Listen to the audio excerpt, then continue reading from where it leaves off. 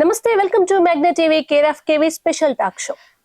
మనలో చాలా మంది మన చుట్టూ ఉన్న వాళ్ళని చూసి అరే నాకంటే తక్కువ టాలెంట్ ఉంది కానీ అంత జీతం ఎలా వస్తుంది, అంత మంచి స్థాయిలో ఎలా ఉంది, మేము బాగానే ఉన్నాం, వాళ్ళంతా ఒకేసారి ఒకటే రకంగా పెరిగాం కదా, మాకెందుకు డబ్బులు వాళ్ళకి ఎందుకు డబ్బులు ఉన్నాయి, మాకెందుకు ఇన్ని కష్టాలు, మేము ఇంత మంచి చేస్తున్నా కూడా వాళ్ళ సకల పాపాలు చేసినా దేవుడు వాళ్ళని బాగానే చూస్తున్నాడు. ఇట్లా అందరూ ఏదో ఒక సందర్భంలో అనుకునే ఉంటాం.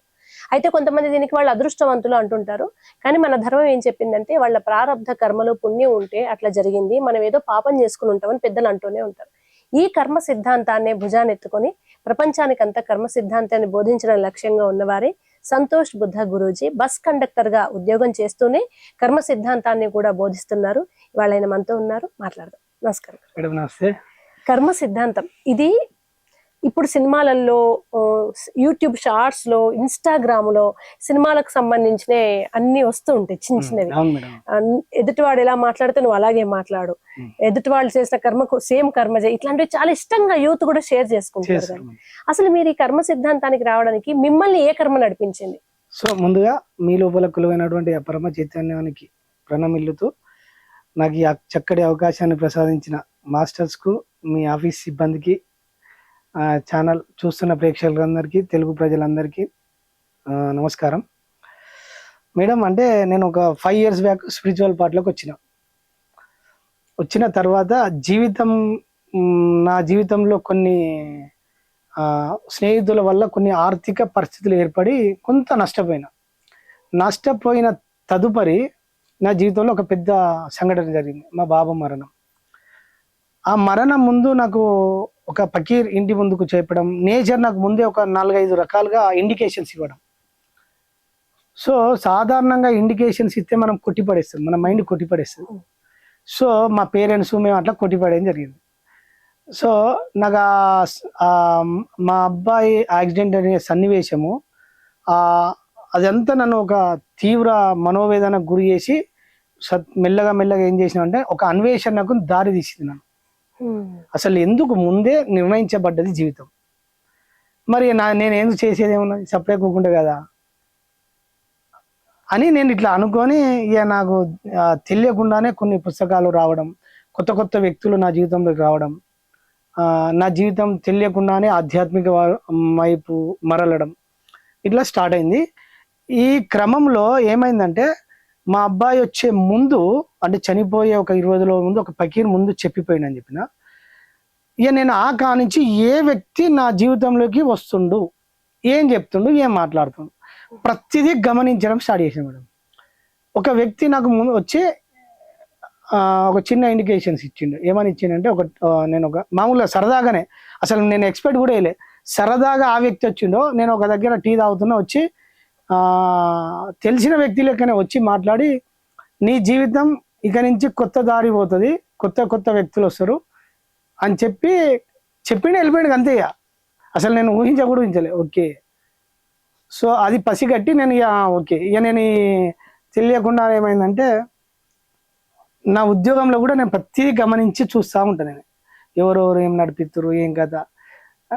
ఒక విచిత్రమైన స్టోరీ జరిగింది నాకు డ్యూటీ చేస్తుంటే. ఒక 60 సంవత్సరాల ముసలాయన లెక్క నేను అప్పుడు ఒక 1 year తర్వాత, అంటే సాధనలో వచ్చిన 1 year తర్వాత, నా వెనక బస్సులో 5 members ఉన్నారు. 5 members ఉన్నారు. వెనకాల ఉన్నాడు, బుక్స్ ఉన్నాయి. ఒక బుక్ నాకు వెనక నుంచి వచ్చిండు. నేను 5గురికే టికెట్స్ ఇచ్చిన, ఎవ్వరు లేదు, కన్ఫామ్ ఇక అసలు ఛాన్సే లేదు, 5గురే ఉన్నాయి, ఇంకో 6వ వ్యక్తి లేడు. జస్ట్ నేను నా బస్సులోనే 6వ వ్యక్తి లేడు, వెనక నుంచి వచ్చి నన్ను ఇట్లా భుజం తట్టిండు. నేను అందరికి ఇచ్చిన కూర్చున్నా ఎవరు అని చెప్పిన. నెక్స్ట్ చేయగానే నాకు ఒక బుక్ ఇచ్చిండు. బుక్ ఇచ్చి నెక్స్ట్ స్టేజ్ గానే అసలు బస్సు అవుతుంది, నాకు మళ్ళా కనవాలి. ఏ పుస్తకం ఇచ్చారు ఆయన? నాకు ఇచ్చిన బుక్ నాకు మళ్ళీ కనవాలే. అరే నేను షాక్ అయిపోయినా. ఇక నేను అది ఉన్నా కదా, నాకు ఇంతకుముందు ఫకీర్ అని చెప్పిండు, ఇవన్నీ చెప్పిన కదా. ఇది అన్న తర్వాత అప్పుడు నాకు ఇక మళ్ళీ ఇంటికి వచ్చినాక మొత్తం అర్థం చేసుకొని, నా జీవితం ఏదో ఉన్నది, ఇది కాదు, ఏదో నడిపిస్తుంది, వెనకాల ఏదో శక్తి ఉంది అని ఆ తీవ్ర అన్వేషణలో ఇక సాధనకు ఎక్కువ ప్రిపరేషన్ ఇచ్చిన మేడం.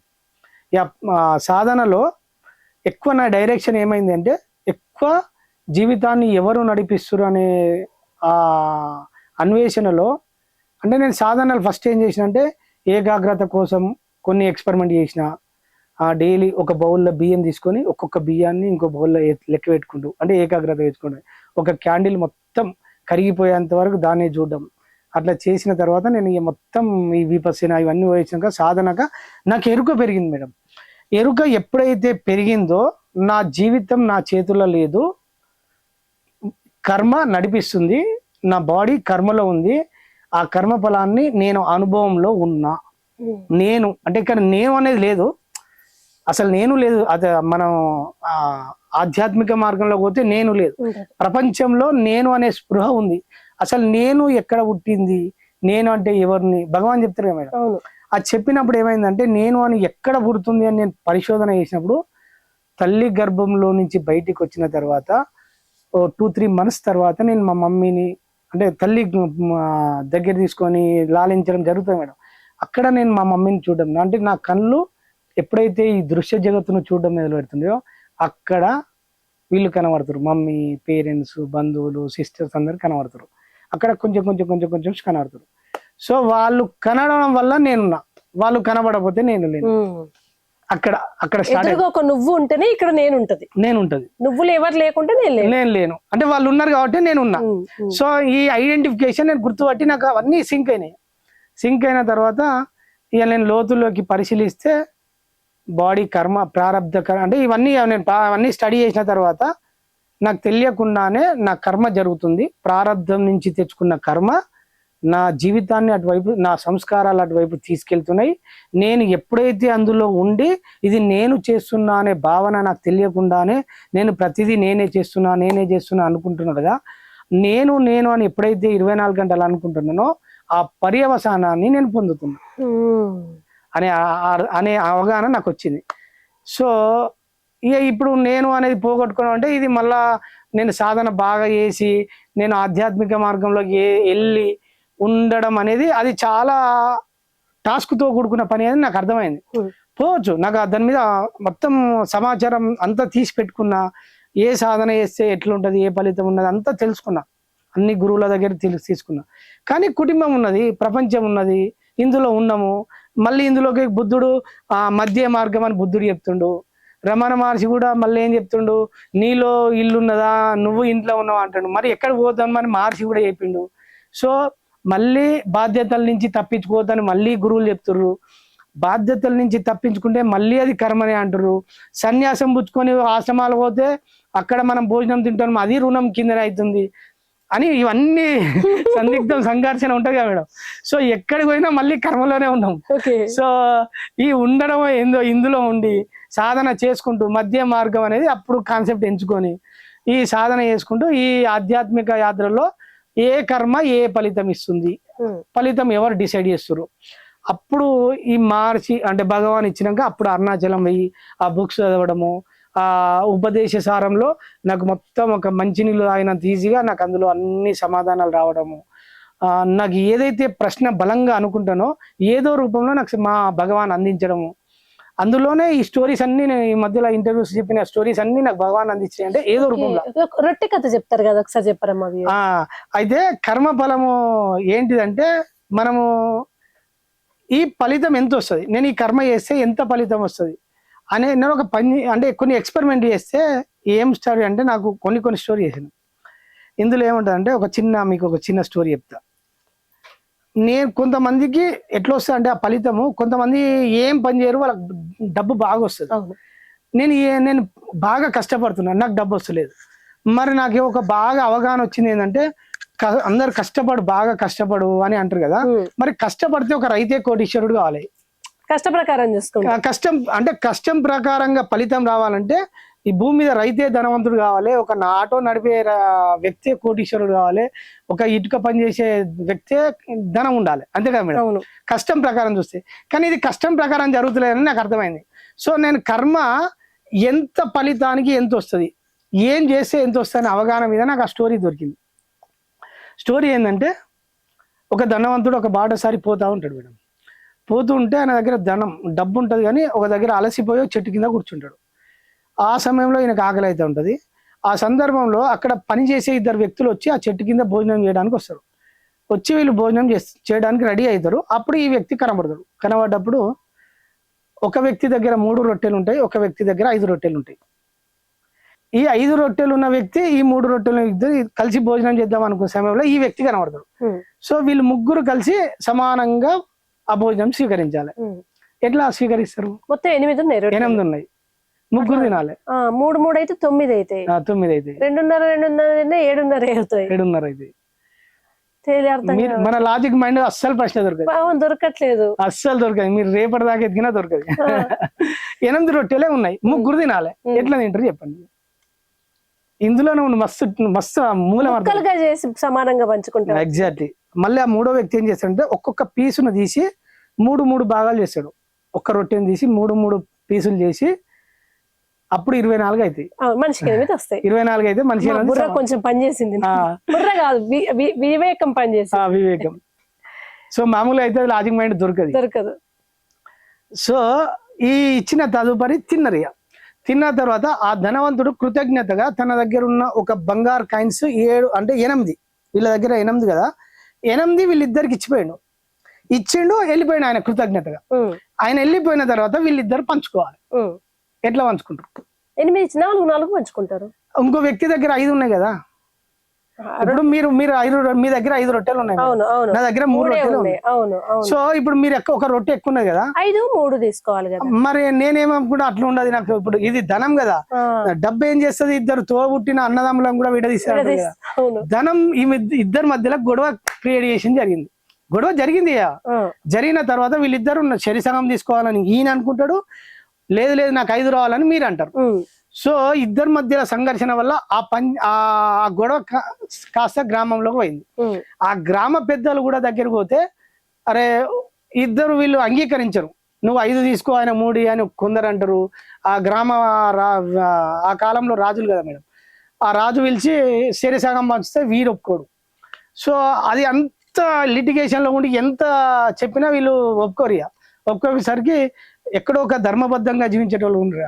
ఆ పక్క గ్రామంలో అంటే కొందరు ఖాళీ ధర్మంతో చెప్పేటోళ్ళు ఉంటారు, నీతిగా చెప్పేటోళ్ళు ఉంటారు. సో ఆ పక్క విలేజ్ లో ఒక ధర్మంతో చెప్పే పంచాయతీ తీర్మానం జరిగే వ్యక్తులు ఉంటారు కదా మేడం. అంటే ఈ కాలంలో కోర్టులు అవన్నీ ఉన్నాయి, కానీ ఆ కాలంలో ఆ పక్క విలేజ్ నుంచి తీసుకొచ్చి ఒక వ్యక్తిని ఈ గొడవ ఏందో క్లియర్ చేయని ఆ రాజు చెప్తాడు. రాజు చెప్పినప్పుడు ఆ రాజు ఏం చేశానంటే, ఇది కొంచెం లిటిగేషన్, నేను మీకు రేపు చెప్తా అని ఆయన నైట్ ఇంటికి పోయి పడుకుంటాడు.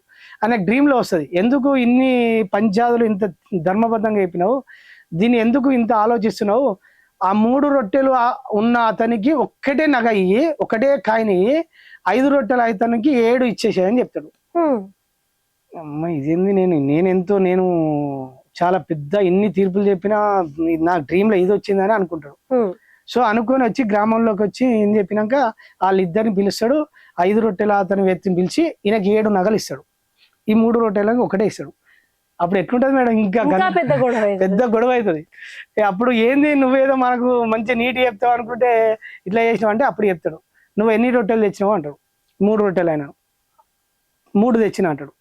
ఒక్కొక్కటి కడి చేస్తే ఎన్ని అయినాయి అంటాడు. ఒక్కొక్కటి కడి చేస్తే 9 అయినాయి. నువ్వు ఎన్ని తిన్నావు అన్నాడు. నేను 8 తిన్నా. ఎన్ని మిగిలినాయి అంటాడు. ఒకటే ముక్క మిగిలింది. ఆయన ఎన్ని తెచ్చిండు అంటాడు. ఆయన 5 తెచ్చిండు. ఒక్కొక్కటి కడి చేస్తే ఎన్ని 15 అయినాయి. సో ఆయన తినాక ఎన్ని ఆ ధనవంతునికి ఇచ్చిండు, 7 ఇచ్చిండు. సో ఆయన చేసుకున్న ఫలితం ప్రకారం ఆయనకు 7 చెందుతాయి, నీకు చేసిన కర్మ ప్రకారం నీకు ఒకటే చెందుతుంది. అంటే మనం ఎక్స్పెక్టేషన్ అంతా పోకుండా యూనివర్సల్ లా అనేది ఇక్కడ పనిచేసింది.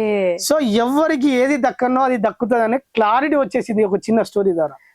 ఇప్పుడు కర్మ సిద్ధాంతం చాలా మంది ఉన్నారు. సపోజ్ వీళ్ళకి అదృష్టం బాగాలేదు, ఫీల్డ్ లో సినిమా ఫీల్డ్ లోను, మీడియాలోను, ఉద్యోగంలో ప్రమోషన్ వస్తలేదు, అమెరికాకు పోతే లక్ లేదు అని పూజలు హోమాలు చేయించుకుంటున్నారు కదా. మీరు అన్న ప్రకారం కర్మ ప్రకారం వాళ్ళు అవి చేయించుకోగానే ఇది వస్తుందంటే మరి కర్మ ఎట్లా వర్కౌట్ అవుతుందని అర్థం? అక్కడ వర్కౌట్ కాదు, ప్రారంధ కర్మలో వాళ్ళు లింక్ అయి ఉన్నారు, అది ఇంకా పోగొట్టుకోవడమే. ఓకే, పూజలు ఇప్పుడు నేను ఉన్నా మేడం, శనికి నువ్వుల నూనె వస్తే పోతుందని వీళ్ళు దాన ధర్మాలు చెప్తారు. మరి నేను 20 డబ్బాల నూనె పోతే నా కర్మ పోతుందా? వీళ్ళు ఏం చెప్తారంటే పరిహారం చెల్లించాలి అంటారు. శాస్త్రం ఏం చెప్తుంది? ఇప్పుడు శనికి నువ్వుల నూనె కన్నా శని నడుస్తే సాటిస్ఫై అవుతారు అంటారు, మరి అది నిజం? శని అనేటాడు, శని ఇప్పుడు మనం ఈ ప్రభుత్వ యంత్రాంగంలో ఎన్నిట్లుంటాయో, శని కర్మ ఫలదాత. అవును. నువ్వు ఏ కర్మ చేసినావో ఆ ఫలితాన్ని నీకు అందించేటోడు శని. శనిలో రెండు ఉంటాయి, ఉచ్చ స్థితి, నీచ స్థితి. ఉచ్చ స్థితి అంటే నీకు పుణ్య ఫలాలను అందించేది ఆయన్నే, నీచ స్థితి అంటే బ్యాడ్ కర్మలని అందించేది ఆయన్నే. సో నీ కర్మకు ఆయన్నే అందించినప్పుడు నువ్వు ఆయన ఎట్లా చేసుకుంటావు? ఆయన పని ఏంది? రోల్. నీ కర్మ ఫలాన్ని నీకు అందజేస్తున్నావు. ఇప్పుడు లంచం పెట్టి కొట్టుకుంటాము, నాకు ఆయన కనబడుతుందా? భౌతికంగా ఇవన్నీ జరుగుతాయి, ఇవన్నీ ఉత్తమ మేడం. పరిహారం అంటే తిరిగి చెల్లించడం. పరిహారం అంటే నువ్వు ఏదైతే కర్మ చేసినావో ఆ కర్మ ఫలాన్ని తిరిగి చెల్లించడం, అంటే ఆ పర్యవసానాన్ని నేను అనుభవించడం అంతే తప్ప, అనుభవిస్తేనే పోతుంది తప్ప తప్పించుకోవడం అసాధ్యం. అది ఎట్లా తప్పించబడుతుంది అంటే నేచర్ ద్వారానే తప్పించబడాలి. ఎట్లా? ఇప్పుడు మీరు రామదాస్ సినిమా చూసారు ఫర్ ఎగ్జాంపుల్. రామదాస్ సినిమాలో రామదాస్ ఏం చేసిండు? గుడి కట్టిండు, మంచి అక్కడ అంతా కొంచెం ఫండ్ వసూలు చేసి అంత గుడికి నిర్మాణం చేసిండు. కానీ నేచర్ ఏం చేసింది? ఒక చిలుకను బంధించిన కర్మ ఉంది రామదాస్కు. భార్య కోసం చిలుకను తెచ్చి పంజరంలో బంధించిండు. అంటే ఒక స్వేచ్ఛలో ఉన్న జీవిని పంజరంలో వేసిండు కదా, ఆ కర్మ ఉన్నది. ఆ కర్మ ఫలాన్ని ఈయన అనుభవించాలి. సో యూనివర్స్ ఏం చేసిందంటే ఈ గుడి కట్టే క్రమంలో ఒక చిన్న లోటుపాటు తీసుకొచ్చి వేరే వ్యక్తులను తీసుకొచ్చి ఆ తానేషా మహారాజు దగ్గర చిన్న పొరపాటును చూపించి ఆ శిక్ష అనుభవించడానికి యూనివర్స్ లింక్ చేస్తుంది. వీళ్ళందరూ లింక్ చేసి ఆ జైలు శిక్షకు కారణమైండు. సో ఆ రామదాస్ ఏమనుకుంటానంటే నేను గుడి కట్టించిన రామునికి, సీతమ్మ వారికి బంగారు పథకం చేపించిన, నేను అంత మంచి చేసిన, నాకెందుకు? కానీ బ్యాడ్ కర్మ చేసింది నాకు తెలియదు కదా.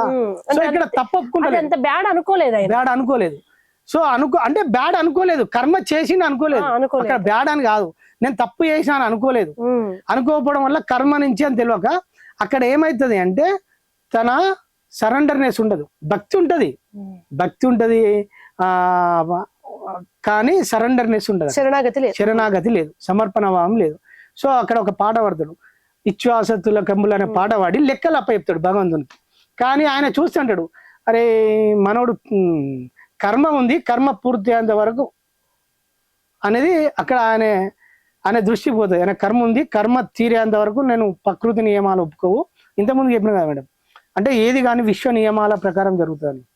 సో విశ్వ నియమాలు అంటే ఇప్పుడు ప్రభుత్వంలో ఒక వ్యక్తి, ఒక అధికారి ఉన్నాడు, నాకు ఇన్లీగల్ గా నాకు సంతకం పెట్టమంటే పెడతాడా? ఇప్పుడు నేను డ్యూటీ చేస్తున్నా, నాకు నా ఉద్యోగ బాధ్యతల్లో నేను ఇన్లీగల్ గా పని చేయలేను, ఎందుకంటే నా సిస్టమ్ ఒప్పుకోదు. సో అక్కడ ప్రకృతి ధర్మాలు ఈవెన్ భగవంతుని కూడా రానియ్యాయి. సో కర్మ పూర్తి అయ్యేంత వరకు ఆయన ఏం చేయలేడు. సో అదే సినిమాలో తన పుత్రుడు గంజిగుంటలో పడి మూర్చపోతాడు. అప్పుడు ఏం చేశాడంటే క్రూర కర్మములు నేరగ చేసి నేరములు ఎంచకు రామ అంటాడు. క్రూర అంటే పాపపు కర్మములు, నేరగ అంటే తెలియక చేసిన తప్పపులు. అంటే అక్కడ శరణాగతి ఉన్నాడు, అంటే కంప్లీట్. ఈవెన్ గజేంద్ర మోక్షంలో కూడా తన ప్రయత్నం ద్వారా అన్ని వదిలేసుకుంటది కదా. సో అప్పుడు భగవంతుడు ఏం చేస్తాడంటే ఓకే అక్కడ సరెండర్నెస్ కాబట్టి అప్పుడు భగవంతుడు ఆంజనేయ స్వామి పంపించి కాపాడుతాడు. అక్కడ ఏం జరుగుతుంది అంటే తన లోపల మార్పు జరుగుతుంది, అంగీకరించడం స్టార్ట్ అవుతుంది. అంటే తప్పు చేసిన అనే భావన జరుగుతుంది. చేసిన తర్వాత ప్రాయశ్చిత్తం అంటే ఒక సేవ చేసే అవకాశం వస్తుంది. ఇప్పుడు మీకు ఒక జీవితకాలం శిక్ష పడ్డ ఒక జీవిత ఖైదుకు యావజ్జీవ కాశ ఉంటుందిగా, కొన్ని సత్ప్రవర్తన వల్ల ప్రభుత్వం విడుదల చేస్తుందిగా. కానీ తన లోపల మార్పు వల్లనే ప్రభుత్వం విడుదల చేసింది. ఇక్కడ మార్పు జరగకుండా ప్రభుత్వం విడుదల చేసిందా?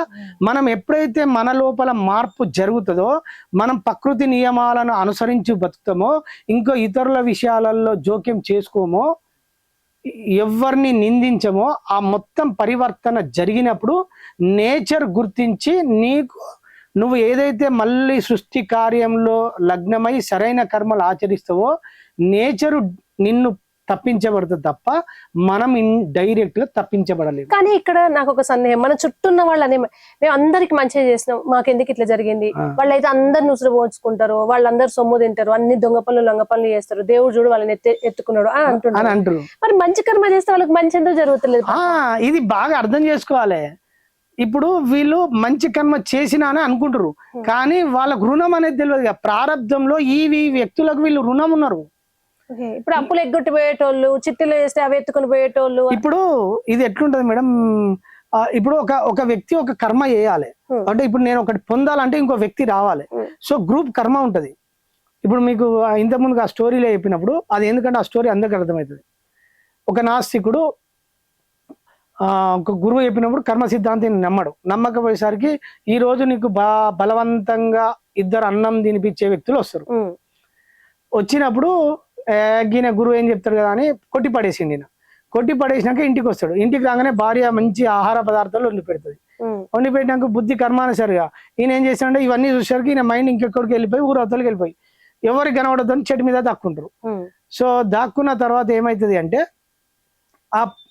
అక్కడ పని చేసుకునే కొంతమంది వ్యక్తులు భోజనం చేసుకోవడానికి అక్కడికి వస్తారు. ఆ భోజనం చేసుకోవడానికి అన్ని ఏర్పాట్లు రెడీ చేసుకున్నాక ఒక క్రూర జంతువు వచ్చి అరుస్తుంది, భయపడి అక్కడి నుంచి వెళ్ళిపోతారు. ఇది బాగా మనం ఈ పాయింట్ని అర్థం చేసుకుంటే మీ అన్ని ఇండివిజువల్ కర్మలు అన్నీ చెప్తా. సో అక్కడే వీళ్ళు వెళ్ళిపోయినాక ఒక పక్క గ్రామంలో ఒక ముగ్గురు దొంగలు దొంగతనం చేసుకొని పోయి పంచుకుందామని చెట్టు కిందకి వస్తారు. వీళ్ళకి వచ్చే క్రమంలో ఆ ఆహార పదార్థాలు కనబడతాయి. కనబడుతున్న సమయంలో ఇంకో వ్యక్తికి ఏమైందంటే అన్నం తినడానికి మంచి కనబడుతుంది, కానీ ఇంకో వ్యక్తికి ఏమైందంటే ఇందులో విషం పెట్టినా ఇంకో డౌట్ వస్తుంది. సో మనల్ని ఎవరో ఫాలో అవుతారు, మనం తింటే విషయం చచ్చిపోతాం అని చెప్తే ఇంకో వ్యక్తి గమనిస్తాడు, ఏనని తీస్తాడు. దించినప్పుడు ఈ అన్నం నువ్వే పెట్టినావు కదా, ఈ ఆహార పదార్థాలు నువ్వే పెట్టినావు కదా, తినమంటాడు. తినమంటే తినడు. తినపోయేసరికి నిజంగానే డౌట్ వస్తుంది. ఆ డౌట్ వచ్చినాక ఏం చేస్తాడంటే ఇద్దరు వ్యక్తులు బలవంతంగా చెట్టు కట్టేసి బలవంతంగా తినిపిస్తారు. సో ఆయనకు అప్పుడు అర్థమైంది నేను కర్మని తప్పించుకోవాలని అర్థమైంది. ఈ స్టోరీ మనం బాగా అర్థం చేసుకుంటే ఈయన మనకి ఏం కనబడుతుంది అంటే ఈ వ్యక్తే కనబడతాడు, ఈ ఒక్క వ్యక్తే కనబడతాడు మేడం. కానీ ఈ గ్రూప్ ఉంటేనే కర్మ జరుగుతుందా లేదా? సో ఇప్పుడు దొంగలు వాళ్ళ కర్మలో వాళ్ళు ఉన్నారు, కానీ వాళ్ళు వస్తేనే ఈ కర్మ జరిగింది, వాళ్ళు రాకపోతే ఈ కర్మ జరుగుతుందా? సో అక్కడ పని వాళ్ళు కూడా వాళ్ళ భోజనంలో వాళ్ళ కర్మలో ఉండి భోజనం చేయడానికి వచ్చింది. అంటే భోజనం తినే స్థితి కూడా వాళ్ళ చేతిలో లేదు.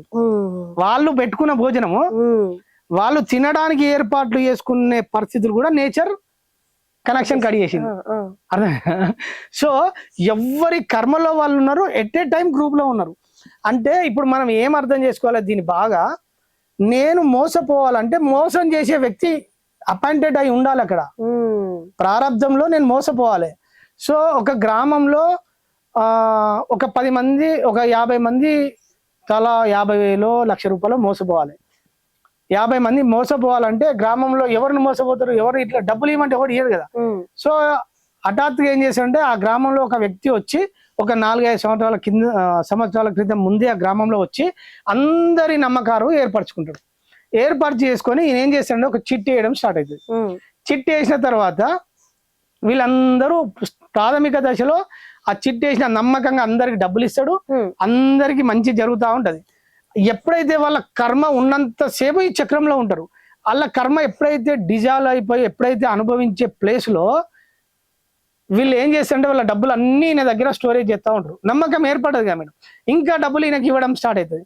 ఎప్పుడైతే కర్మ స్టోరేజ్ చేయగానే ఈయన ఏం చేస్తారంటే ఆ 2 కోట్లు 3 కోట్లు తీసుకొని స్కిప్ అయిపోయి వెళ్ళిపోతారు. కరెక్టే. మరి ఇట్లా కర్మ సిద్ధాంతం నమ్ముకుంటే పూర్వజన్మలో వాడికి బాకేమో పోయింది కర్మ అనుకుని కంప్లైంట్ ఇవ్వకుండా ఉంటే అప్పుడు వీళ్ళు ఉంటారు. ఇక్కడ మైండ్ ఒప్పుకోదు కదా మేడం, మనసు ఉంది కదా. ఓకే, మైండ్ ఇక్కడ వీళ్ళు మళ్ళీ ఫలితాన్ని అంటించుకుంటారు. అది ఒక జ్ఞాని మాత్రమే. ఇప్పుడు నేను ఉన్నా మేడం, నాకు పలానా వ్యక్తి డబ్బు మోసం చేసిందంటే నేను ఒక 10 సంవత్సరాల క్రితం నా స్నేహితుల వల్ల నేను మోసపోయినా, కానీ నేను అప్పుడు వాళ్ళని స్పందించిన కదా, తిట్టిన, భౌతికంగా ఏదో చేసిన, కంప్లైంట్ ఇచ్చిన, ఇవన్నీ జరిగినాయి. సో అక్కడ మళ్ళీ స్పందించడం వల్ల నేను ఒక కొత్త ఫలితాన్ని అంటించుకున్నా. ఎప్పుడైతే మనిషి స్పందిస్తాడో స్పందనకు ఫలితం అంటుకుంటది. కానీ ఇది ఒకవేళ రాంగ్ అర్థమైతే మాత్రం ఇక హత్యలు అత్యాచారాలు ఏం జరిగినా అక్కడికి ప్రారంభం అనుకుని స్పందించకుండా వెళ్ళిపోతే క్రైమ్ రేట్ పెరుగుతుంది. ఇదే ఈ చక్రం మీద జరుగుతూ ఉంటది. దీన్ని ఏం చేయాలంటే ఇప్పుడు నేనున్నా మేడం, ఇది ఎట్లుంటది అంటే మీరు బాగా అర్థం చేసుకుంటే ఒక ఒక స్త్రీ ఉన్నది, ఒక తల్లి ఉన్నది. తల్లి ఒక బాగా ఆకలితో ఉన్నది అనుకో, ఒక వ్యక్తి మీలాంటి వాళ్ళ వ్యక్తి వచ్చి ఆకలితో ఉన్నప్పుడు అన్నం పెట్టిరు అనుకో, అన్నం పెట్టిన తర్వాత తదుపరి ఏమైందంటే తినడానికి రెడీ అవుతుంది. కానీ ఇప్పుడు మనం ఒక బయట స్ట్రీట్ డాగ్స్ కి అన్నం పెడితే ఇంకో వేరే కుక్ వచ్చి తింటుంటది, చిన్న పిల్ల పెడితే వచ్చి తింటది, అది భయపడి పోతుంటది, తినకుండా పోతుంటది. సో ఒక బలవంతుడు వచ్చి ఈ తల్లి దగ్గర అన్నం గుంజుకుంటే ఎంత బాధ ఉంటుంది మేడం, మస్తు పెయిన్ ఉంటుంది. బాగుంటుంది. అంటే కొట్టి చంపి వాని హింసించాలి నిందించాలన్నంత ఉంటుంది.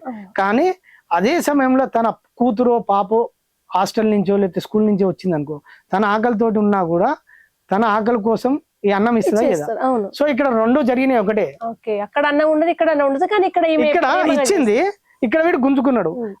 మూలం ఏంది? అన్నం పోవడమే.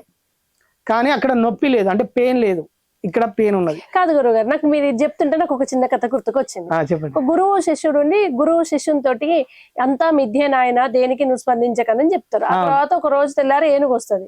గురువు బాగా పరిగెత్తుతుంటాడు. ఎవరి ప్రాణాలు వాళ్ళు కాపాడుకున్నాక గురువు గారు అంతా మిథ్య అన్నారు, మీరు ఏనుగు వస్తే ఎందుకు ఉరికిర్రంటే ఏనుగు మిథ్య, నేను పరిగెత్తడం కూడా మిథ్య నాయన అంటారు. ఆ కథ తెలుసు. అట్లనే కర్మలో ఇప్పుడు మీరు నా డబ్బులు తీసుకుని వెళ్ళిర్రు, అది కర్మే. నేను మీ మీద కేసు పెట్టడం కూడా కర్మే కావచ్చు. అదే మళ్ళీ ఫలితం అంటుకుంటుంది కదా. కానీ డీటెయిల్స్ పెట్టొచ్చు కదా, అదే ఒక మిథ్యలాగా. ఇక్కడ మనసు ఉంటది, మనసు ఉంటది మేడం, పెట్టలేడు. కానీ లౌకికంగా చాతగాని వాళ్ళు ఏం జరుగుతున్నాయి రియాక్ట్ అవుతలేరు అంటారు కదా అని అనుకుంటారు వీళ్ళు. అది ఒక బాగా మనం అర్థం చేసుకుంటే ఎవరైతే స్థిత ప్రజ్ఞతతో ఉంటారో, నేను ఇప్పుడు కామన్ ఆడియానికి వచ్చే డౌట్లన్నీ మీ ముందు పెడతా. ఓకే నాకు అర్థమైంది. ఎవరైతే స్థిత ప్రజ్ఞతతోటి అవగాహన చేసుకుంటారో వాళ్ళు మాత్రమే చేయగలరు. ఇప్పుడు నేను ఉన్నా మేడం, మా అబ్బాయి యాక్సిడెంట్ అయింది, మా అబ్బాయికి యాక్సిడెంట్ అయింది, లారీ డ్రైవర్ ఉన్నాడు. సో మా అబ్బాయికి కారణం ఆయన్నే. కానీ నాకు సత్యం ఎప్పుడైతే నా జీవితంలోకి అవగతం అయిందో, నేను మళ్ళీ సమాచారం ఇచ్చిన, అరే మీరు రండి కేసు విత్డ్రా చేసుకున్నారా మీరు? నేను చేసుకుంటా అని సమాచారం ఇచ్చిన, వాళ్ళు రాలే. అంటే నేను అంత ప్రాక్టికల్ ఆచరణలోకి వచ్చేసి నేను అప్పుడు తెలియకుండా ఆ బాధతోటి మా అబ్బాయి పోయిందని కేసు పెట్టినా కదా. అప్పుడు కేసు కంప్లైంట్ అయింది, రిజిస్టర్ అయింది, కోర్టులో ఇష్యూ నడుతుంది. సో నాకు సత్యం అర్థమైన తర్వాత నేను ఓపెన్ గా సరెండర్ అయిపోయి ఇచ్చేసిన కదా. అంటే నేను కొత్త కర్మలో నేను మళ్ళీ ఎందుకు భాగస్వామ్యం కావాలి అని చెప్పిన తర్వాత నేను విత్డ్రా చేసుకుంటా అని నిర్ణయించు వాళ్ళకి సమాచారం ఇచ్చిన. కానీ ఆయన యోగంలో శిక్ష ఉంటే నేను ఏం చేయలేను. నేను ఇప్పుడు స్కిప్ అయిపోయినా, నేను నేచర్ కప్ అయిపోయినా. ఇప్పుడు చాలా మంది నిజ జీవితంలో కర్మయోగం సాధన చేయాలనుకున్నారు. ఒక ఉద్యోగస్తుడు, ఆయన కర్మయోగం, ఆయన డిటాచ్ లేకుండా అటాచ్ అయ్యే పని చేయాలి, యాజమాన్యం చెప్పినట్టు.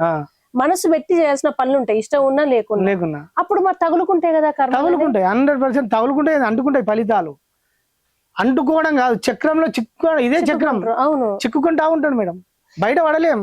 అందుకే కర్మ సిద్ధాంతాన్ని చాలా మంది మేధావులు మీ దాకా వచ్చే ఉంటది, అది నిరాశావాదం అని కొట్టిపడేస్తుంటారు. అంటే ఏం జరిగినా అది కర్మే అనుకుంటే మనిషికి ఆశ ఎక్కడిది, ప్రయత్నం ఎక్కడిది అని అంటుంటారు కదా. అనుకుంటాడు, కానీ అసలు మూలంకి వెళ్తే కర్మ ఉండదు. కానీ ఇది జగత్ అనేది మిథ్య, మీరు అన్నట్టు మిథ్య. మిథ్య అంటే మేడం ప్రతిబింబం. మిథ్య అంటే ప్రతిబింబం. జగత్ మిథ్య, బ్రహ్మ సత్యం. బ్రహ్మనే సత్యం, ఇది మిథ్య అంటే ప్రతిబింబం. సో ఇక్కడ మనిషి ఎక్కడైతే నేను పుడుతుందో ఆ నేను పుట్టడం వల్లనే కర్మ ఫలితం అంటుకోవడం, ఇది పునర్జన్మకు కారణమవుతుంది అనుకుందాం. సో ఈ నేను పోగొట్టుకోవడానికి ఆధ్యాత్మిక సాధన. సో ఎప్పుడైతే ఆధ్యాత్మిక సాధనలకు ఎంటర్ అవుతారో, ఈ పరిపక్వత దశ వచ్చిన తర్వాత కర్మలు తెలియకుండానే డిటాచ్ అవుతా ఉంటాయి. ఇప్పుడు నేను ఉన్నా, ఇంతకు ముందు కర్మలు అంటించుకున్నా, ఇప్పుడు కొన్ని హీల్ అవుతున్నాయా లేవా? ఇప్పుడు నేను సన్మార్గంలో ఉన్నా, కొత్త కర్మలు చేసినా, నా భవిష్యత్తు కోసం చేసినా, కానీ నెగటివ్ కర్మలు నేనైతే విముక్తి అవుతున్నాను కదా. కాదు, ఇప్పుడు మన తెలుగు రాష్ట్రాల్లో చాలా ఫేమస్, జైలుకి పోతే ముఖ్యమంత్రులు అవుతున్నారు కదా. ఈ జైలు కర్మ మామూలుగా శని ఉంటే కారాగార శిక్ష అని అంటారు, శని కర్మకారకుడు అని మీరు చెప్పారు. మరి ఇది ఎట్లా ఈ కర్మ ఇదే ఏ స్థాయికి పోయిందంటే, ఎవరైనా జైలుకి పంపితే ఎక్కడ ముఖ్యమంత్రి అవుతారో బాబా అనే భయం కూడా పట్టు. అది ఒక భ్రమ మేడం. అది ఎట్లుండదు అంటే, ఇప్పుడు సొసైటీలో ఒక క్రియేట్ చేసి పడ్డది, కానీ వ్యక్తికి ఆ కర్మ ఉండి ఆ కర్మ ద్వారా పోతుడు. ఇంతకు ముందుకు అట్లా ఉండదు. ఇప్పుడు కొత్తగా అన్ని జరగలే, కొన్ని జరిగినాయి ఎక్స్పెరిమెంట్లు. కానీ ఏమైతుందంటే ఆ వ్యక్తికి ఏదైతే కర్మ ఉందో ఆ కర్మ అనుభవించడానికి లింక్ అవుతుంది. ఇప్పుడు బ్యాడ్ కర్మ, ఇప్పుడు ఒక గుడ్ కర్మ రావాలి మేడం. మీరు బ్యాడ్ కర్మ నుంచి గుడ్ కర్మకు రావాలంటే బ్యాడ్ కర్మ పూర్తయితే తప్ప గుడ్ కర్మ రాదు. సో ఆ బ్యాడ్ కర్మ అనుభవించడానికి అవన్నీ పూర్తయితాయి, ఆ కర్మ ఫలాలు పూర్తయితాయి. సో ఆ జైలు శిక్ష వల్ల బ్యాడ్ కర్మ అంతా క్లియర్ అయిపోతుంది. అయిపోయినాక మళ్ళీ గుడ్ కర్మలోకి ఎంటర్ అవుతాడు. అది మొత్తం గ్రూప్ ఎట్లుంటది అంటే, పొలిటికల్ లీడర్లకు యూనివర్సల్ గ్రూప్ ఉంటది. వాళ్ళకి ఇండివిజువల్ కర్మ ఓన్లీ ఇండివిజువల్ అనేది పర్సన్ కు ఉంటది, కానీ రాజకీయ నాయకుల గ్రూప్ లో ఉంటాడు. అందరి గ్రూప్ లింక్ అయి ఉంటాడు. అంటే ఇప్పుడు మన కుటుంబంలో యజమాని ఎట్లున్నాడో, ఆ యజమాని ఎప్పుడైతే నిర్ణయం తీసుకుంటాడో ఆ నిర్ణయం మొత్తం ప్రజలకు అంటుకుంటది ఆ ఫలితం. ఇప్పుడు ఫర్ ఎగ్జాంపుల్, ఒక కుటుంబంలో యజమాని ఒక దొంగతనం చేసింది మేడం. దొంగతనం దేనికోసం చేసిండు? కుటుంబ సభ్యుల కోసం చేసిండు. ఎవరైతే కారణమవుతారో కర్మకు, కర్మ చేసిన వానికంటే కారణానికి ఫలితం ఎక్కువ ఉంటుంది. ఇప్పుడు మన చట్ట ప్రకారం కూడా శిక్షకు ఎవరైతే ప్లాన్ చేసేదో ప్రోత్సహించారో వాళ్ళకి ఎక్కువ శిక్ష వాళ్ళకే అంట. ఎక్కువ. అవును అవును. యూనివర్సల్ నియమాలు కూడా అదే. బయట ప్రకృతి ధర్మాలు ఎట్లనో ఈ ధర్మాలు కూడా అంతేనే. అంటే ఇప్పుడు మరి హోమాలు, యజ్ఞాలు, మంత్ర జపాలు, పూజలు ఇవన్నీ ఏం చేయవా కర్మను అసలు? కర్మని బయట పడేయలేవు, కాకపోతే మనిషికి కొంత ఉపశమనం కలిగిస్తాయి. పోనీ కర్మను డైల్యూట్ చేస్తే మరి తీవ్ర అంటే యజ్ఞయాగాలు అనేది ఈ ఋతువులు మన నేచర్ కోసం రూపొందించిన మేడం. నేచర్ అంటే ప్రకృతి ధర్మాలను బ్యాలెన్స్ చేయడానికి ఇప్పుడు ఒక యజ్ఞం, ఒక క్రతువు చేసినాం. శక్తులను, ఎనర్జీస్ బ్యాలెన్స్ అంటే ఇప్పుడు వర్షం పడాలి, వర్షం పడడానికి ఆ క్రతువులు, ఆ పూజలు డిసైడ్ చేసినాయి. అవి మామూలు మన కోసం కాదు. పూజలు అవి చిన్న చిన్న ఏంటంటే అందరూ జ్ఞాన మార్గంలో ఉండరు కనుక, ధ్యాన మార్గంలో ఉండరు కనుక కొంతమంది నిత్య కర్మలు, పూజలు చేసుకునేటోళ్ళు, వ్యవసాయం చేసుకునేటోళ్ళు ఆ పూజలలో ప్రాథమిక దశలో ఉంటారు.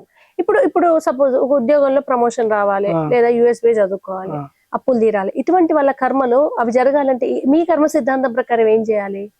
నాకు ఏది కావాలో నువ్వు అది ఇవ్వాలి. ఇప్పుడు ప్రమోషన్ కావాలన్న వాళ్ళు ఎట్లా చేయగలరు? ప్రమోషన్ కావాలంటే అది ప్రమోషన్ కోరుకుంటూ వచ్చేది కాదు. నీ ప్రారంభంలో ఉంటే ఆటోమేటిక్ వస్తుంది. ఓకే. నీ ప్రారంభంలో లేకపోతే అస్సలు రాదు. కాకపోతే నీకు మంచి అవకాశాలు రావాలంటే ఇంకొకరికి నువ్వు అవకాశం ఇవ్వు. అంటే కింది స్థాయి ఉద్యోగస్తులు ఉంటారు కదా, వాళ్ళకు నువ్వు మంచి చేస్తే నీకు పై అవకాశం వస్తుంది. ఓకే. అంటే వాళ్ళకి కింది స్థాయిలో నీకు ఎదుగుదల కోరుకోవాలి. మనం ఎప్పుడైతే కింది స్థాయిలో ఉన్న ఉద్యోగస్తులం కదా, వాళ్ళకి మంచి మంచి అవకాశాలు ఇవ్వడము, వాళ్ళని ఇంకా ఉన్నత స్థితిలో వాళ్ళని గైడెన్స్, వాళ్ళకి అవకాశాలు ఇచ్చి వాళ్ళని ఎప్పుడైతే మన ఎదుగుదల కోరుకుంటామో నేచర్ మనని పైకి సాగి తీసుకెళ్తుంది. ఇప్పుడు పంచభూతాలు అంటే ప్రకృతి మనకు సహకరిస్తుంది కర్మలో భాగంగా, కొంచెం సహాయం చేస్తే పంచభూతాల పని ఎట్లా ఉంటుంది అసలు? పంచభూతాల్లో ఆకాశం అనేది చాలా మంది లేదని అంటారు. ఇవంటే గాలి, నీరు, భూమి, నిప్పు కనిపిస్తున్నాయి. ఆకాశాన్ని చాలా మంది కొట్టిపారేస్తుంటారు కదా, దీని గురించి మీరు ఏం చెప్తారు? ఆకాశ తత్వం అంటే మనం ఏమనుకుంటాం అంటే పైన ఎక్కడో ఉంది, అక్కడ కనబడే సూర్యుడు, ఆకాశం, మేఘాలని అనుకుంటాం. ఆకాశ తత్వం అంటే అది కాదు మేడం. ఇప్పుడు భూమికి దృఢంగా ఉండడం అంటే గట్టిగా ఉండడం భూమి తత్వం, ఒక దగ్గర స్థిరంగా ఉండడం. వాయు తత్వం అంటే కలయిక, అంటే కదలిక, ఎప్పుడు కదులుతూ ఉంటది వాయు. నీరు అనేది దాని స్వభావము తడపడం, తడి. అగ్నికి ఏంటంటే దహించడం, అగ్ని స్వభావం. ఆకాశతత్వం దాని స్వభావం ఏంటంటే శబ్దం. ఈ శబ్దము అనేది మనం అర్థం చేసుకుంటే, ఇప్పుడు మనం ఈ పంచభూతాలతోటి నిర్మితమైంది ఈ శరీరం. సో ఈ 4 భూతాలే అంటే మన బాడీలో భూతత్వం ఉన్నది, వాయుతత్వం ఉన్నది, నీరున్నది, అగ్ని ఉన్నది, జఠర మనం అంటే తిన్నది కరిగించడానికి జఠరాగ్ని అంటారు. సో ఈ 4 ఉన్నాయి కదా, ఈ 5వ భూతం ఎక్కడ ఉంది అని వస్తుంది కదా డౌట్. సో అందరు ఏమంటారు పైన ఉన్నది, కానీ 5వ భూతం కూడా మన లోపలనే ఉంటది. ఎట్లుంటది అంటే శబ్ద రూపంలో ఉంటది. ఈ ఎట్లా అంటే ఇప్పుడు నేను మీకు మాట మాట్లాడుతున్నా, నా మాట మీకు చేరవేరాలి అంటే నా మాట మీకు ఎట్లా చేరబడబడుతుంది? ఆకాశతత్వం అంటే ఒక దగ్గర నుంచి ఇంకో దగ్గరికి చేరవేరాలి. ఇప్పుడు నేను అమెరికాలకు ఫోన్ చేయాలి, వాళ్ళతోటి మాట్లాడాలి అంటే ఎట్లా మాట్లాడాలి? నా పదాలు శబ్దం లేకుండా వాళ్ళకి వినపడాయి కదా. నేను ఏది మాట్లాడినా నా లోపల నుంచే రావాలి. ఈ శబ్ద తన్మాత్రమే ఆకాశము. ఈ శబ్దం కూడా పంచభూతాలతోటి అంత లింక్ అయి ఉంటది. ప్రతి ఒక్కరికి ఈ మనకు ఈ నాభి బొడ్డు కింద ఉంటది మేడం, అక్కడ ఉంటది మన ప్రాణశక్తి. అక్కడి నుంచి ఓంకారం ఉంటది, ఆ ఓంకారం ద్వారా మనకు శబ్దం వస్తుంది. ఫైనల్ గా ఈ కర్మ సిద్ధాంతం గురించి మీరు ఏం చెప్పదలుచుకున్నారు? ఒక 5 minutes బ్రీఫ్ లో మా ఆడియన్స్ కి అర్థమయ్యేలా. మేడం ఏం లేదు మేడం, కర్మ నుంచి ఎవరు తప్పించుకోలేరు. మీ జీవితంలో ప్రతి ప్రేక్షకునికి ఏంటంటే కర్మను అంటే ఆర్థిక సమస్యలతోటి చాలా మంది కొట్టుమిట్టాడుతురు కనుక రకరకాలుగా డివైడ్ అవుతారు. ఎవరికైతే ఏది కావాలనో అది ఇవ్వాలి. ఇంకా డబ్బులు కావాలంటే మీ దగ్గర ఒక 10,000 ఉంటే అందులో 500, 1000 రూపాయలు నేచర్ పట్ల ఏదన్నా మనం కృతజ్ఞతగా లేని వాళ్ళకు సహాయం చేయడం, అనాథాశ్రమాలకు సపోర్ట్ చేయడం, లేకపోతే తల్లిదండ్రులు లేని పిల్లలను మనం చదివించడం, ఆధ్యాత్మిక సంస్థలకు ఉపయోగపడడం, అంటే ఎవరైతే లోక కళ్యాణం కోసం నిస్వార్థంగా సేవ చేస్తారో వాళ్ళకు ధన రూపంగా ఇవ్వడం. ఆ ఇవ్వడం వల్ల మీకు పుణ్యకర్మ పేరుకపోయి ఏదో ఒక రోజు మీకు మరింత అవకాశాలు దొరుకుతాయి. అది అసలు మెయిన్. ప్రతిరోజు మనం నిత్యం అంటే మన జీవితంలో ఉద్యోగ కర్మ ఎట్లా చేస్తామో నిత్య సత్కర్మ ప్రతి ఒక్కరూ అలవాటు చేసుకుంటే వాళ్ళ జీవితంలో ఆర్థిక సమస్యలు పోతాయి. ఒకటి. రెండు, చాలా మందికి కుటుంబ సభ్యులలో ఈ తల్లిదండ్రులు ఏంటంటే కొంచెం తల్లిదండ్రులను కావచ్చు, పేరెంట్స్ కావచ్చు, పిల్లలు కావచ్చు.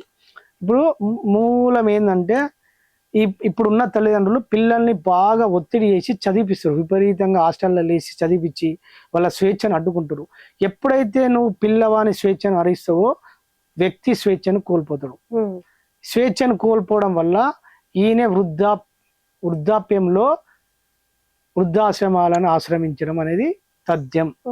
సో ఇది యూనివర్సల్ లా. వీళ్ళు ఏమనుకుంటారు, నా కొడుకులు మమ్మల్ని వృద్ధాశ్రమాలు వేసిర్రు, పిల్లలు పట్టించుకుంటలేరు, ఇది పిల్లల మీద నిందలెత్తురు. That's wrong.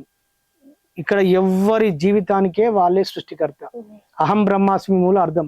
నేను ఏదైతే సృష్టించుకుంటున్నానో దాన్నే ఫలితాన్ని పొందుతున్నా. నా కర్మ యొక్క ఫలాన్ని నేనే పొందుతున్నా తప్ప నా పిల్లలు వృద్ధాశ్రమాలు వేసిర్రు, నా పిల్లలు అట్లా చేసిరు, లేకపోతే మా తల్లిదండ్రులు ఇట్లా చేసిరు, ఇదంతా వదిలేసి ఎప్పుడు స్వయం మీద దృష్టి చేసి మీ కర్మ మీద ఎప్పుడైతే దృష్టి పెడతారో మీరు ఏది చేసినా దాని ఫలితాన్ని పొందుతారు. మీరు స్వేచ్ఛనిస్తే స్వేచ్ఛను పొందుతారు, ద్వేషాన్ని ఇస్తే ద్వేషాన్ని పొందుతారు. అందరు చాలా మంది ద్వేషించుకుంటారు కొంతమందిని, అంటే డిగ్రేడ్ చేయడము, హేళన చేయడం, ఇవన్నీ జరుగుతాయి. సో ఏ వ్యక్తి అయితే సమాజంలో అందరినీ హేళన చేస్తాడో సమాజం చేత హేళన చేయబడతాడు. అంటే ఇప్పుడు ఈ కర్మ సిద్ధాంతం ప్రకారం కొంతమంది ఏమంటారు, పూర్వజన్మ ఉందో లేదో ఎవరికి తెలుసు, ఇంకో జన్మ ఉంటుందో ఉండదు, ఈ జన్మ తినాలి, ఎంజాయ్ చేయాలి, చావాలి అనేది ఒక కాన్సెప్ట్ ఇప్పుడు ఎక్కువ వింటున్నాం. వాళ్ళు చూడు 10 మంది కడుపు కొట్టిరు, మంచిగా వాళ్ళు మనకు 10 రూపాయలు ఇచ్చి వాళ్ళు కోట్లు సంపాదించుకుని ఎంజాయ్ చేస్తారు, కర్మ ఎక్కడిదిరా అని అనుకుంటారు. వీళ్ళకి ఎట్లా ఈ జన్మలోనే అనుభవిస్తారు, కలికాలంలో కర్మ ఈ జన్మే అంటారు కదా, ఎట్లా ఉంటుంది రిజల్ట్? అంటే ఇది మనము లోతుల్లోకి వెళ్తేనేమో జన్మ పరిణామ క్రమంలో కొందరికి మీకు 100 జన్మలు ఉండొచ్చు, నాది 10వ జన్మ ఉండొచ్చు. ఈ జన్మ పరిణామ క్రమంలో అంటే కొన్ని ఇప్పుడు ఎట్లుంటది అంటే ఆధ్యాత్మిక మార్గంలో ఒక లెవెల్ ఉంటది, భౌతికంలో ఒక లెవెల్ ఉంటుంది. ఆధ్యాత్మికంలో అంటే తక్షణ ఫలితాలు ఉంటాయి, భౌతికంలో తక్షణ ఫలితాలు ఉండవు, లాంగ్ రన్ లో ఉంటాయి. ఇంకొకటి, ఇప్పుడు ఒక వ్యక్తి దగ్గర 1 కోటి రూపాయలు నష్టపోవాలి మేడం, 1 కోటి రూపాయలు నష్టపోవాలంటే ఏం చేయాలి, అనే దగ్గర 1 కోటి రూపాయలు ఉండాలి. నేచర్ ఏం చేస్తా అంటే 1 కోటి రూపాయలు వచ్చేంత వరకు ఓపిక పడతా ఉంటది. కర్మ ఓర్పు పట్టి పట్టి పట్టి ఆయనకు నేచర్ 1 కోటి రూపాయలు వచ్చే మార్గాన్ని చూపించి ఆయనకు ఒక మంచి ఉద్యోగం ఇచ్చి ఆ ఉద్యోగం ద్వారా డబ్బు సంపాదించి వచ్చినాక 26 ఏళ్ళ వయసులో ఉద్యోగం వచ్చింది, 40 ఏళ్ళలో 1 కోటి రూపాయలు లాస్ కావాలి. ఈ 14 ఏళ్ళు కష్టపడి డబ్బు సంపాదించుకున్నాక 40 ఏళ్ళ వయసులో ఇంకో ఆ గ్రూప్ కు లింక్ అయ్యే వ్యక్తులు వచ్చి ఒక దగ్గర బిజినెస్ పెడతారు, మొత్తం కోటి పోతుంది. చాలా నిజంగా మనం యాక్సెప్ట్ చేసినా చేయకుండా కర్మ దాని పని చేస్తారు. వీళ్ళకి అర్థం కాదు మేడం. సో మూలం అందుకే నేను ఏం చేసిన అంటే ప్రతిరోజు నిత్య సత్కర్మ చేస్తే బ్యాడ్ పోవడం పాటు నువ్వు గుడ్డుకుంటావు. కానీ క్రియాయోగంలో శ్వాస బంధం చాలా కాలం అట్లా చేయడం వల్ల కర్మ కూడా కరుగుతుంటది అంటారు కదా. అది జ్ఞానం వల్ల కరుగుతుంది, కానీ మనకు గురువులు చెప్పిన ప్రకారం మాత్రం కర్మ కరవదు. అది నేచర్ వల్ల మనం ఎప్పుడైతే సరెండర్ చేస్తామో నేచర్ ఏం చేస్తాడంటే మనకు ప్రాణశక్తి వస్తుంది. ప్రాణశక్తి వల్ల మనకు లోపల ఉన్న సంస్కారాలు హీల్ అవ్వడం వల్ల కొంత కర్మ పోతుంది. కానీ ఇప్పుడు మనం చచ్చిపోయేదేదో చేకాలు విరుగుతుంది అంటే అది నేచర్ చిన్నగా పరీక్షలు పెడుతుంది. అంటే మనం చెడు కర్మ పాప కర్మలు చేయొద్దు, ఎట్ ది సేమ్ టైం పుణ్యకర్మలు చేయాలి. నిత్య పుణ్యకర్మలు అనేది మనిషికి రక్షించబడతాయి మేడం. పాపకర్మ చేయకూడదు. అంటే ఒకరిని బాధ పెట్టడం అందులో చాలా వస్తాయి. కొంతమంది చంపడం, దొంగతనం పాపం తప్ప మిగతా ఏమి పాపం కాదు అవి వీళ్ళకి అనిపిస్తుంది. కర్మ పేరు ఇప్పుడు మేడం కర్మ ఎట్లుంటది అంటే ఇప్పుడు ఒక చెట్టుకు కాయ కాసింది మేడం, అది వెంటనే చెట్టు రాలించుకోదు. ఆ కాయ పెరుగుదల దశ జరుగుతూ ఉంటది. జరిగినాక ఎప్పుడైతే పెరుగుతున్నప్పుడు ఇప్పుడు కాయ పెరుగుతున్నప్పుడు మనకి ఎంత అందంగా కనబడుతుంది మేడం. మనిషి వ్యక్తి డబ్బులు సంపాదిస్తున్నప్పుడు కూడా మనకు గొప్పగా కనబడతాడు. ఎప్పుడైతే కాయ పరిపక్వత దశకు వచ్చినాక పండు పట్టినాక చెట్టుకు ఎట్లా రాలిపోతుంది, వీలి కర్మ పండే దశ దాకా చూస్తుంది. కర్మ చూసినప్పుడు అప్పుడు పడుతుంది. కానీ అంత దశలో మనకు చాలా గొప్ప కనబడతాడు, వీడు మోసాలు చేసినట్టు కనబడతాడు, డబ్బు ఉన్నట్టు కనబడతాడు. కానీ డబ్బు వచ్చేది పోగొట్టుకోవడానికి. ఇప్పుడు ఇక నువ్వు భగవద్గీతలో కూడా పోయినావు, ఏది పొందినా ఇహలోక సంపద అంటారు కదా. అవును సో అవును అది నీకు ప్రారంధ కర్మం వచ్చింది మళ్ళీ పోవడానికే వస్తుంది. మరి తల్లిదండ్రుల పాపాలు పిల్లలకు వస్తే కర్మలు వస్తాయి అంటే నిజం 100% అంటుకుంటాయి. ఎందుకు అంటుకుంటాయి అంటే వీళ్ళు తల్లిదండ్రులు ఎవరి కోసం కర్మలు చేస్తున్నారు? పిల్లల కోసం పిల్లల కోసం. కారణం ఎవరయ్యారు?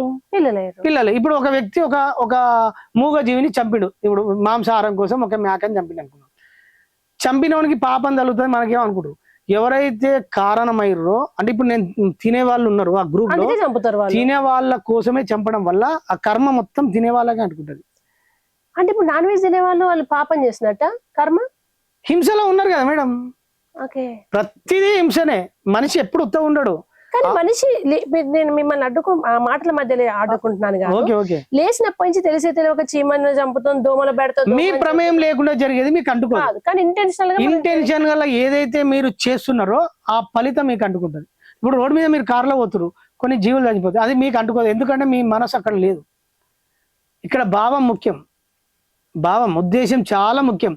ఇప్పుడు మనం ఏ కర్మ చేసినా మేడం, ఇప్పుడు మనం కర్మ చేసాం కదా, కర్మంలో ధర్మం ఇన్వాల్వ్ అయి ఉంటుంది ఇక్కడ. ఇప్పుడు ఇక్కడ చట్టం ఉంటది కదా మేడం, భౌతికంగా చట్టం తన పని తాను చేస్తుంది. పోలీస్ వ్యవస్థ, అందులో రకరకాల విభాగాలు ఉంటాయి. మనం అనుకుంటాం ఎవరి ఉద్యోగంలో ఉన్నారు, ప్రజలు అందరు ఎక్కడ వాళ్ళు ఉన్నారు కదా. నిఘా వ్యవస్థలు అందరూ ఎవరి పనిలో వాళ్ళు ఉన్నారా లేదా? నిఘా వ్యవస్థలు ఎవరు ఏం పని చేస్తున్నారు అంటే దొంగలు ఏం చేస్తున్నారు, కుట్రలు ఎట్లా జరుగుతున్నాయి, నిఘా వ్యవస్థ మొత్తం ప్రభుత్వానికి ఒక నిఘా వ్యవస్థ ఉంటుందా లేదా? ఎవరెవరు చెడు మార్గాలు చేస్తున్నారు, క్రైమ్ ఎవరు చేస్తున్నారు, వాళ్ళ మీద దృష్టి ఉంటుందా లేదా? సో ఇక్కడ ధర్మం అడుగున ఇన్వాల్వ్ అయి ఉంటది.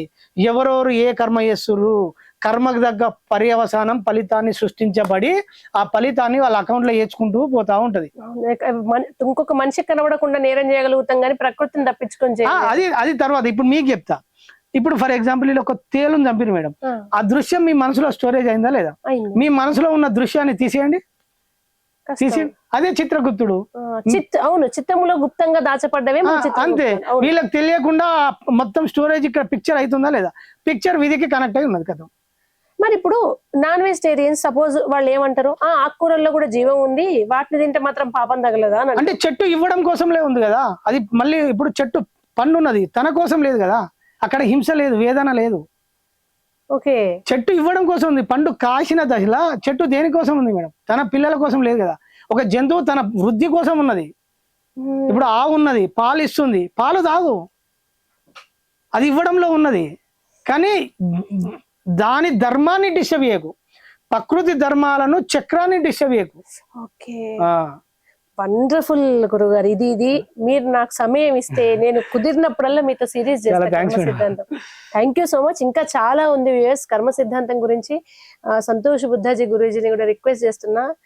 ఆయన వృత్తిరీత్యా కూడా బిజీగా ఉంటారు కనుక ఎప్పుడు కుదిరినా మీకు ఈ కర్మ సిద్ధాంతం మీద సిరీస్ అందజేస్తాం. అలాగే ఆడియన్స్ కి కర్మ సిద్ధాంతం గురించి ఎటువంటి డౌట్స్ ఉన్నా కింద మీరు కామెంట్స్ రూపంలో తెలియజేస్తే మీ డౌట్స్ కూడా మీ గురించి నేను అడిగి ఆయన నుంచి సమాధానాలు చెప్పే ప్రయత్నం చేస్తాను. Thank you.